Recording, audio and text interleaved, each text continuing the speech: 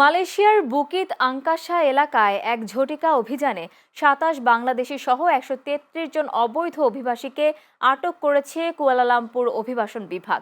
দীর্ঘদিন ধরে এলাকার বাসিন্দাদের অভিযোগের প্রেক্ষিতে বুধবার ভোরে অভিযান চালানো হয়। ২ সপ্তাহের গোয়েন্দা নজরদারির পর প্রায় ৩৫ জন অভিবাসন কর্মকর্তার একটি দল ভোরের দিকে ব্লক ২১ পান্তাই ডালাম অ্যাপার্টমেন্টে এই অভিযান শুরু করে।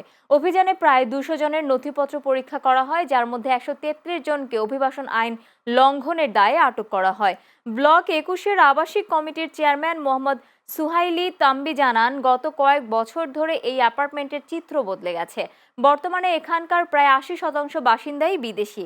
তিনি অভিযোগ করেন, এই বিদেশি নাগরিকদের অনিয়ন্ত্রিত আচরণ বাসিন্দাদের নিরাপত্তার জন্য হুমকি হয়ে দাঁড়িয়েছে।